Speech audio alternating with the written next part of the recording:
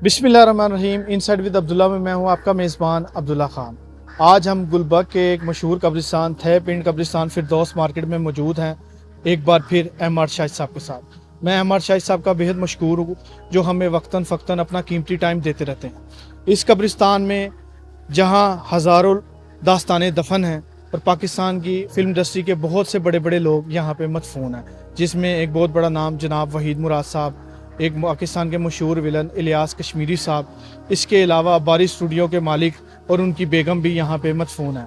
अब हम जानेंगे शाहिद साहब से इस कब्रिस्तान के बारे में कि यहाँ पे कौन कौन से बड़े लोग मदफून हैं। जी शाहिद साहब, अस्सलाम वालेकुम। शाम तो यहाँ पे जहाँ पे हम खड़े हैं, ये उनकी अपने आखिरी आराम गाह है वहीद मुराद साहब की। इनके दौर में ना इनका हेयर स्टाइल से बालों का वो मुनफरद था, तो उस दौर में जितने नौजवान थे ना हमारे पूरे पाकिस्तान के, वो इनके हेयर स्टाइल को अपनाते थे, वो पसंद करते थे। तो दूसरी मेरे एक और बात याद आई कि इनकी बेटी बचपन में इंतकाल कर गई थी, वो मदफून है वहाँ पे क्या नाम है, शादमान कब्रिस्तान में, वहाँ मुझे याद आ गया। और जो तीसरी बात थी अपने वो थी इनके बारे में, मुझे याद है इनकी ज़िंदगी में सन अपने 80 या 81 में तो इनके एक इंटरव्यू छपा था किसी मैगज़ीन में। वो इंटरव्यू मैंने खुद पढ़ा था, तो उसमें जो मेन हेडिंग थी ना उस इंटरव्यू की, वो ये थी कि मुझ पर लड़कियों की बजाय लड़के भी मरते हैं। ये नहीं चॉकलेटी हीरो थे, कशिश थी इनके चेहरे में, एक किस्म के पुरुष शख्सियत थे और अपने नफीस आदमी थे। अदाकार होना तो एक अलग बात है, लेकिन इनके अंदर जो पढ़े लिखे आदमी थे, ये फिल्म इंडस्ट्री के वाहिद आदमी थे जिन्होंने महल 2-3 MA किए हुए थे। पढ़ी लिखी फैमिली से ताल्लुक़ रखते थे और बड़े तलीमी याफ्ता थे, लेकिन इनका शौक़ था फिल्म इंडस्ट्री में आने का, सो पूरा हुआ। इसके अलावा अवामी अदाकार अलाउद्दीन और उसके बाद इलियास कश्मीरी साहब और बारी स्टूडियो के मालिक बारी साहब और उनकी बेगम, और इससे शमशाद बेगम अदाकार रागनी, जो अपने चश्मे आहू के नाम से मशहूर थी, यानी खूबसूरत आंखों वाली, जिनसे मेरी मुलाकात भी रही। जहाँ हम खड़े हैं इसी की बैक साइड पे पेट्रोल पंप है और साथ मस्जिद है। तीसरी जो कोठी है वो है अदाकार मोहम्मद अली ज़ैब के नाम से, जो जिसे ना फरोख्त कर दिया गया है। और ये कोठी अपने अंदर बड़ी तारीख रखती है। सन 74 में जब इस्लामी कॉन्फ्रेंस हुई थी लाहौर में, तो यहाँ पे अदाकार मोहम्मद अली इनके मरासम थे, बड़े सरबराहान के बड़े मुल्कों के जो बादशाह थे वो यहाँ पे ठहरे थे। लेकिन अब अदाकारा ज़ेबा ने इसे फ़रोख्त कर दिया, सुना कि वो डिफेंस वहाँ पे चली गई हैं। तो इसी तरह ये उसके सामने से फिर दूसरी जो इसकी शोहरत का अपने इसका शोहरा है ज़्यादा मशहूर है, वो है फरदौस के नाम से। अदाकारा फरदौस की कोठी सामने थी और सामने साइड पे उसने उस दौर में अपने आप को ज़ाहिर के एक नाम था, बड़ा नाम उसने कमाया, बड़ी शोहरत थी, इससे कमाई, दौलत कमाई। फिर उसने बनाई थी अपने मार्केट, उसका नाम रखा फरदौस मार्केट। वो नाम आज भी मौजूद है। गो वो बिक चुकी है, आज तक उसने बेच दी तो वो बिक चुकी है। वो अदाकार मोहम्मद कोठी के साथ ही अगले तरफ मार्केट है वो, तो सामने उसकी कोठी थी। पर अफसोस का काम ये हुआ कि वो सारी उम्र यहाँ पे रही, मार्केट भी यहाँ पे थी। तो वो जो खुद जो दफन है ना, वो है मैनीसम में दफन अदाकार फरदौस। उस जब पता लगा कि इसलिए वहाँ पे दफन है कि उसके वालिदैन वहाँ पे दफन है, उसकी वालदा, उसके वालिद साहब, उसके भाई, तो इसलिए वहाँ पे उसे अदाकार फरदौस को वहाँ पे दफन किया गया। ये इसकी तारीख है। यहाँ पे और भी बहुत सारे हमारे डॉक्टर नसीर अहमद नासिर शायर हैं, वो यहाँ पे मदफून हैं। और अपने कई ऐसे नाम है, अदाकारा अंजमन, उसकी वालदा यहाँ पे दफन है। खिलाड़ी हैं हमारे अकबर, अपने जो अपने बड़े पॉपुलर, उनकी वालदा में मदफून है। और हमारा इसी बैक साइड पे इनकी कोठी थी, अब भी है। वो हमारे साबका IG पंजाब थे हाजी हबीबुर रहमान, बड़ा नाम उन्होंने कमाया, बड़ा शोहरा कमाया उन्होंने। तो अपने वो भी इसी कब्रिस्तान में मदफून है। हम आपको दिखाएंगे ये चंद कब्रें, ये तारीख का हिस्सा भी हैं और हमारी यादों की आमादगाह भी हैं।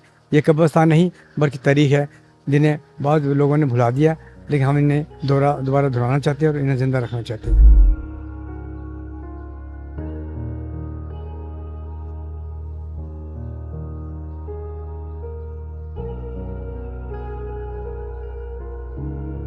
अभी हम अवामी अदाकार अलाउद्दीन साहब की मरकत पर मौजूद हैं।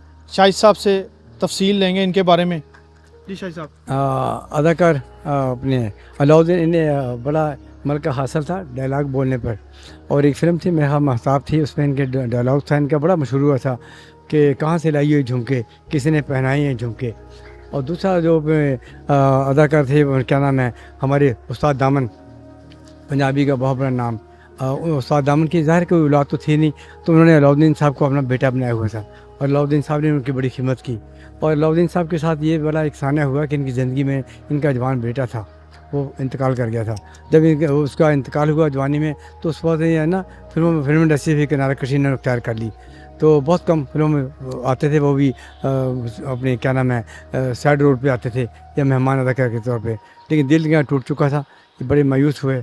और सबसे बड़ी बात ये कि जब पाकिस्तान हिंदुस्तान बना ना, तकसीम हिंद के बाद जो फिल्म बनी थी वो बनी थी करतार सिंह। ये करतार सिंह के हीरो थे और वो फिल्म इतनी पॉपुलर हुई जिसकी इंतहा नहीं, क्योंकि वो 47 के वाक़यात पर बनाई गई थी, जो वहाँ पे कांड छांड हुई सिखों ने की। और इनका एक मुस्बत अच्छा रोल था।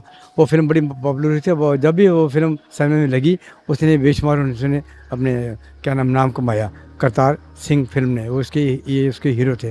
और बहुत सी फिल्मों में इन्होंने रोल अदा किया, बल्कि सैकड़ों फिल्में इनकी हैं जो इनकी कैरेक्टर पे जाती हैं। लेकिन ये अपनी मुनफरद शख्सियत के मालिक थे और वज़ादार आदमी थे। और जो इनका अंदाज़ था, वो पंजाबी फिल्में हों या उर्दू हों, वो दूसरे अपने अदाकारों से बड़ा अलग था, जो इन्हें अपने दूसरे लोगों से अलग करता है। जी, इस वक्त हम पाकिस्तान फिल्म इंडस्ट्री के मारूफ विलन अदाकार इलियास कश्मीरी साहब के मरकज़ पर मौजूद हैं। शाहिद साहब से इनके बारे में गुफ्तगू करते हैं। तो मुझे फ़ौरी याद आ गया कि फ़िल्म एक ज़िद्दी बनी थी, बड़ी पॉपुलर फिल्म थी।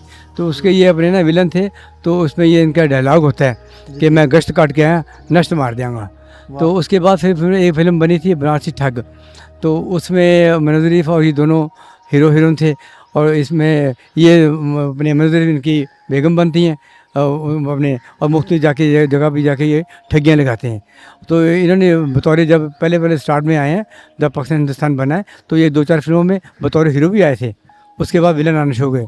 बड़ी कदर शख्सियत थी और इनका अपने डायलॉग मुकालमा नगारी में इनका कोई सानी नहीं था। इनका अपना एक अंदाज़ था। और वो अपने दूसरे इनके एक छोटे भाई थे, वो थे अपने इकबाल कश्मीरी, जिनका गुज़श्ता 2-4 साल पहले इंतकाल हुआ है। शायद वो इस कब्रिस्तान में या किसी और में होंगे। तो वो पाकिस्तान फिल्म इंडस्ट्री के डायरेक्टर थे, हिदायतकार थे। उन्होंने पाकिस्तान फिल्म इंडस्ट्री को बेशुमार उर्दू कम और पंजाबी बहुत ज़्यादा फिल्में दी। ये एक बड़ा मरूफ नाम था। और साथ ही इनके जो दूसरी कब्र है वो इलियास कश्मीरी साहब की बेगम की है। और अब मुझे याद नहीं आ रहा, मैंने 2-4 दफ़ा इन्हें देखा हुआ है। एक इनके समाधि थे टेम्पल रोड पे, वो मेडिकल उनका खैबर मेडिकल स्टोर था उनका, ये उनके समाधि थे। इनकी बेटी उनके यहाँ या उनकी बेटी इनके यहाँ ब्याही हुई थी। तो मैंने उनके यहाँ 1-2 दुकान पे इन्हें मेरी मुलाकात इनसे हुई थी, वहाँ पे टेम्पल रोड पे भूनपुरा चौक में।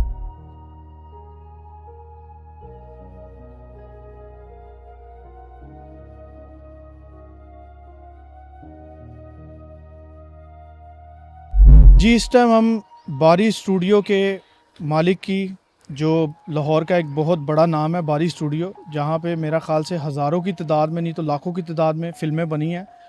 बारी स्टूडियो के ऑनर की कब्र पे खड़े हैं जो ग़ुलाम बारी साहब, मलिक ग़ुलाम बारी। उनके बारे में शाहिद साहब से जानेंगे। जी शाहिद साहब। ये अपने बारी स्टूडियो के मालिक थे। और दूसरा जो इनकी कब्र है, असल नाम ज़ोहरा बेगम, और जो फिल्मी नाम था उनका वो थे अदाकारा सलोनी। ये हमारी पंजाबी फिल्मों की बेशुमार फिल्मों में उन्होंने काम किया और बड़ी कमाल की हीरोइन थी। और एज ए डांसर इन्हें बड़ा कमाल हासिल था। और संजीदा फिल्मों में इन्होंने काम किया, लेकिन ज़्यादातर पंजाबी फिल्मों में इन्होंने काम किया। शायद उर्दू फिल्मों में किसी में आई हों। तो इनका नाम सलोनी था, असल नाम इनका कब्र पे लिखा हुआ है। लेकिन और ये उनके ये दोनों मियाँ बीवी की कब्रें हैं। और ये फिल्म इंडस्ट्री के इन्होंने बहुत सारी फिल्में स्टूडियो में फिल्में बनी और उन फिल्मों में फिल्म इंडस्ट्री में बड़ा नाम कमाया, इज़्ज़त कमाई और इन्होंने बड़ी शोहरत कमाई। वो स्टूडियो अभी मौजूद है, लेकिन अफसोस का मकाम है अब पाकिस्तान में, लाहौर में हमारे जो स्टूडियो थे कोई भी अपनी असली हालत में नहीं रहा। कुछ बिक गए हैं, कुछ मार्केटें बन गई हैं। हाँ जी, जिस तरह हमारे सन में सारे बिक गए, शादी हाल बन गए, थिएटर बन गए या वहाँ मार्केटें बन गई हैं। तो बारी स्टूडियो की भी यही सूरत हाल है, लेकिन ये भी मौजूद है। इसके वारस भी मौजूद हैं। लेकिन मकसद ये कि हमारी फिल्म इंडस्ट्री उसका क्या नाम है नाकामी का शिकार हो चुकी है। उसकी मेन वजह हमारा नेटवर्क और हमारी केबल और हमारी ये जब डिश आई तो फिल्म इंडस्ट्री ने हमारी ने आस्ता आस्ता दम तोड़ दिया। लेकिन ये लोग आखिरी टाइम तक ही अपने जो जिद करते रहे फिल्म इंडस्ट्री को कायम रखने के लिए, जिनमें उनका नाम गुलाम बारी साहब भी शामिल है, ज़ोहरा इनकी बेगम और सोनी साहबा, इन्होंने भी अपने जब तक वो थी अपने हीरोइन आती रही, उसके बाद इन्होंने किसी फिल्म में मेरे ख्याल में किसी माँ का रोल अदा नहीं किया। लेकिन बतौर इन्होंने बड़ा काम किया, बड़ा नाम कमाया, बड़ी इज़्ज़त कमाई। अदाकारा शमशाद बेगम से मेरी एक मुलाकात हुई, 2 मुलाकातें। इसी कब्रिस्तान की बैक साइड पे ना अपने इनकी रिहाइश थी फिरदौस मार्केट के पीछे। तो एक दफ़ा ख़बर चली इनकी चैनल पे कि ये बीमार हैं। तो जिन्होंने इंटरव्यू इनका किया था ना, तो मैंने उनसे रब्ता करके इनके घर का एड्रेस लिया और फिर मैं अपने भतीजे इमरान खुर्शीद जो फौत हो चुका है उसके साथ, और साथ में बेटा था फयाज़, छोटी उम्र का था, तो मैं उसे साथ लेके गया मिलाने के लिए। तो हम पता पूछते चले गए। जब हम गली में दाखिल हुए ना, तो हमने एक पूछा एक लड़के से, यंग लड़का था, हमने कहा हमने ना यहाँ पे रागनी बेगम है, उनसे हमने मिलना है। तो वो कहने लगा कि वो माँ जी वो जो अभी मेकअप करती हैं और जो उनका जिनकी बिल्ली आँखें और गोरा रंग है। मैंने कहा हाँ वही हैं। तो उसने हमें घर का बताया, हमने दरवाज़ा खटखटाया, छोटा सा घर था 2-3 मरले का, जो कल कोठी की मालिक थी वो आस्ता आस्ता अपने अखराजात बेचने के लिए वो बाकी मकान बेचती चली गई और एक कमरा उसने अपने लिए रख लिया था। तो हम वहाँ पे गए तो बड़ा खुशदिली से मिली। तो कहने कि मैं बीमार हूँ, चाय पे पड़ी हूँ। तो मेरा एक मुलाजिम रखा हुआ है, वो 3 टाइम मुझे खाना आके दे जाता है। दूसरा मैं आपको चाय भी नहीं पिला सकती। आपने जब मैंने देखा तो उनके सराहने ने तस्वीर लगी थी उनकी जवानी की, तो उनके जूड़े में लगा था फूल। तो इनका जो नाम था ना रागनी बेगम, और ये मशहूर थी फिल्म इंडस्ट्री में अपने चश्मे आहू कहते हैं खूबसूरत आँखों वाली, जो खूबसूरत आँखों वाली, उसकी जवानी की तस्वीर लगी थी। मैंने पूछा, कहने की मेरी जवानी की तस्वीर है। तो इनके साथ ये अलमिया होता है, इनका एक बेटा था, वो कहीं बैरून मुल्क गया, जापानी है कहीं, वो हादसे का शिकार हो गया, फौत हो गया था। तो बेटी एक है वो कराची में मुकीम है। बेटी ने कई दफ़ा कहा दामाद ने कि आप यहाँ पे अकेले रहते हैं, हमारे पास रहे, लेकिन वो इतनी खुददार थी, उसने कहा कि नहीं मैं किसी पे बोझ बनना नहीं चाहती, मेरा अपना घर है, मेरा अपना कमरा है, मैंने सारी उम्र यहाँ पे नाम कमाई, इज्जत कमाई, मैं यहीं पे दफन होना पसंद करूँगी। और जब बीमार ज़्यादा हुई तो हम साया ने उनका नंबर उनके पास था, बेटी राब्ते में रहती थी इनसे, तो उन्होंने फिर इन्हें बुलाया। जब इनका इंतकाल हुआ फिर इनकी बेटी वहाँ से आई कराची से, उनके दामाद वगैरह सारे आए, वो दफा के वो चले गए। ऐसे वो ज़ाहिर है कि जो कमरा था वो ज़ाहिर बेटी ने फिर फरोख्त कर दिया होगा। तो मुझे कहने लगे कि आप मुझसे क्या पूछना चाहते हैं। यादें हैं बहुत सारी फिल्म इंडस्ट्री की, हिंदुस्तान से भी जुड़ी हुई, पाकिस्तान से जुड़ी हुई, मैंने वहाँ भी काम किया, मैंने यहाँ भी काम किया। तो कहने लगे कि अगर आप कुछ देखना चाहते हैं ना तो बेटे ये इस तरह करो, ये अलमारी पे ना मेरा एक अटैची केस पड़ा है, इसे उठाओ। तो जब हमने उसे उठाया तो उसमें उनकी पुरानी तस्वीरें थी और कुछ बर्तन रखे हुए थे इकट्ठे करके, तस्वीरें पुरानी थी। तो मैंने तस्वीरें देखी, बर्तन देखे, उनसे गपशप की, तस्वीरें बनाई उनसे, तो बड़ा खुश हुए। तो मैंने फिर उनसे बात की, मैंने कहा मैं एक दफ़ा फिर चक्कर लगाऊंगा। पर मेरी 1 या 2 मुलाकातें इनसे हुई। उसके बाद जब मुझे पता लगा, अखबार में आया कि अदाकार रागनी इंतकाल करी, मुझे बड़ा दुख हुआ।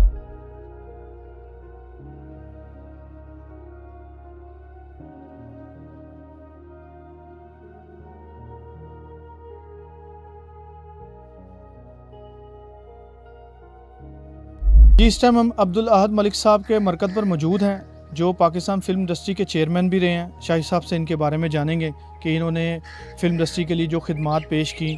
शाहिद साहब बताइएगा। ये हमारे फिल्म इंडस्ट्री के चेयरमैन थे और उसके अलावा ये डायरेक्टर भी थे और इन्होंने फिल्में प्रोड्यूस की, बहुत अच्छी फिल्में दी इन्होंने पाकिस्तान फिल्म इंडस्ट्री को, और इनका बड़ा नाम था। और इनके दौर में जब ये चेयरमैन थे, इन्होंने बहुत सारी अपनी इंडियन फिल्मों का मुकाबला भी किया और उनके खिलाफ इन्होंने आवाज़ भी उठाई। यूसुफ खान वगैरह ये सब मुखालफ थे कि यहाँ पे पाकिस्तानी फिल्में नहीं लगनी, इंडियन फिल्में नहीं लगनी चाहिए ताकि हमारी फिल्म इंडस्ट्री को नुकसान ना हो। लेकिन हमारी फिल्म इंडस्ट्री कुछ लोग ऐसे थे जिन्होंने उन्हें इजाज़त दी, कुछ हुकूमत ने इजाज़त दे दी फिल्में यहाँ पे लगाने की, जिससे हमारी फिल्म इंडस्ट्री अपने नाकामी का शिकार हुई। और हमारी फिल्म इंडस्ट्री बराए नाम है, उसे अब चलाने के लिए हमारे 1-2 शख्सियात हैं जो काम कर रही हैं। मसलन सैयद नूर साहब हैं और उनके साथ वो दो जो लोग जुड़े हुए हैं वो काम कर रहे हैं और इसे इंडस्ट्री को ज़िंदा रखने के लिए। जी इस टाइम हम मौजूद हैं पाकिस्तान के मशहूर सफ़रनामा निगार मुस्तनसर हुसैन तारड़ साहब के वालदैन के मरकज़ पर। शाहिद साहब से इनके बारे में जानेंगे। जी शाहिद साहब। ये मरकज़ है अपने चौधरी रहमत खान तारड़ साहब। ये अपने हमारे जो मुल्क के मारूफ अपने सफ़रनामा निगार हैं मुस्तनसर तारड़ साहब, ये उनके वालदैन के दोनों की कब्रें हैं और ये ख़ुद भी राइटर थे, इन्होंने कई किताबें लिखी और अपने तारड़ साहब का एक बड़ा हमारा एक नाम है मुल्क भर का, बल्कि बड़े सिर का बड़ा नाम है। और मुझे इसी मौके पर याद आए कि जब मैं पहली किताब पे काम कर रहा था ना, तो मुझे इनसे मैं मिलने गया तो मुझे इन्होंने कहा कि मैं आपका काम उस वक्त अधूरा समझूंगा जब तक आप लाहौर का गोरा कब्रिस्तानी शामिल करेंगे। तो मैंने कहा जी मैं एक दफ़ा वहाँ पर गया था तो मुझे उन्होंने अंदर नहीं दाखिल होने दिया, वो समझे पता नहीं साफ़ी है हमारे खिलाफ ना लिख दे। तो कहने लगे नहीं आजकल वो से ना वो खुला कर रहे हैं उस रोड को, तो वो सारे जंगले गिरा दिए गए, कपड़े सारी ओपन है, तो आप दीवार फलांग कर बेशक चले जाएँ, आप जाएँ वहाँ पे लाजमी।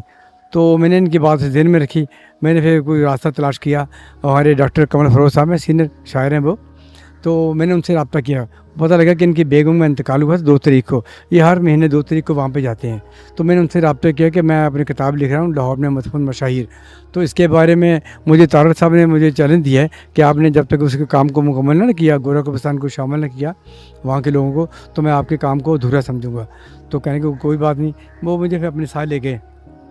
मैं उनसे फिर टाइम रखा मैंने डॉक्टर कमल फरोज साहब से, वो कहने कि आप फलां तारीख को 2 तारीख को गेट पे आ जाइएगा, मैं आपको गाड़ी में बैठाऊंगा, मेरी बेटी गाड़ी ड्राइव करूँगी, आपको अंदर ले जाएंगी। वो अंदर ले गए, ठेकेदार असलम से मिलाया, उन्हें कहा कि ये देखो ये काम कर रहे हैं इन मशाहिर पे, तो इन्हें काम करने दें। कुछ कब्रें हैं जो मैं इन्हें दिखा देता हूँ, बाकी इतवार के इतवार आया करेंगे, जब भी आए ना इन्हें अंदर आने दिया करें, ये खुद कब्रें तलाश कर देंगे। तो जब उन्होंने मुझे मुतारफ़ा वहाँ पे करवा दिया, फिर उसके बाद मैं भाई वहाँ पे जाता रहा, फिर मैंने उन लोगों को शामिल किया और फिर मैं समझता हूँ मेरी उस किताब की कामयाबी में मुस्तनसर तारड़ साहब का बड़ा नाम है, बड़ा काम है कि उन्होंने फिर मेरी किताब पे फ़लैप भी लिखा, बड़ा खूबसूरत फ़लैप फिर और लोगों ने पसंद किया। एक अशफाक अहमद साहब ने जो लिखा वो पसंद किया गया फ़लैप, और एक जो इन्होंने मेरी किताब पे फ़लैप लिखा वो लोगों ने बहुत ज़्यादा अप्रिशिएट किया। ये वो लोग जिन्होंने मुझे प्रमोट करने में मेरा साथ दिया। जी इस टाइम हम मौजूद हैं साबिक IG पंजाब हाजी हबीबुर रहमान खान साहब के मरकज़ पर। शाहिद साहब से इनके बारे में जानते हैं। जी शाहिद साहब। हाजी हबीबुर रहमान साहब हमारे महकमा पुलिस के हेड थे, ये IG पंजाब रहे हैं कोई 70-78 में, और मुझे याद है इनके नाम का जो अपने ना हमारे पुलिस लाइन किला गुजर सिंह है वहाँ पे जो यादगार शौदा बनाई गई है ना, उस पर इनके नाम की तख्ती लगी हुई है, उसका यानी इफ्तार इन्होंने किया था शौदा की यादगार का। ये बड़े नामी ग्रामी थे, उन्होंने अपने दौर में बड़े यानी कि जनाब पेशे लोगों को काबू किया, हाँ जी, और बड़े अच्छी इस्लाहत की इन्होंने की। ये महकमा पुलिस का एक बड़ा नामी बहुत बड़ा नाम था, ये नामी ग्रामी आदमी थे और इनके बारे में कभी आज तक किसी आदमी ने कभी मैं इनके बारे में कोई शिकायत या कोई ऐसा मामला हो, जिस तरह हमारे मुख्तलिफ IG पंजाब आते रहे जिनके बारे में कोई शिकायत होती थी कि वो गफलत करते हैं नौकरी करने में या वो टाइम नहीं देते आवाम को, लेकिन ये देखा है कि इनका एक बड़ा नाम था, जहाँ भी इनका जिक्र हुआ नाम सुना, इन्होंने एक बड़ा नाम कमाया और बड़ी शोहरत हासिल की, और महकमे में इनकी खिदमत को हमेशा याद रखा जाएगा। नाज़रीन ये था आज का प्रोग्राम, उम्मीद करता हूँ कि आपको बहुत पसंद आएगा। शाहिद साहब का बेहद मशकूर हूँ जिन्होंने अपना कीमती वक्त दिया। अपना और अपने चैनल का ख्याल रखें। मिलते हैं बहुत जल्द एक नए प्रोग्राम के साथ, तब तक के लिए अपने मेज़बान को इजाज़त दीजिए। अल्लाह हाफिज़।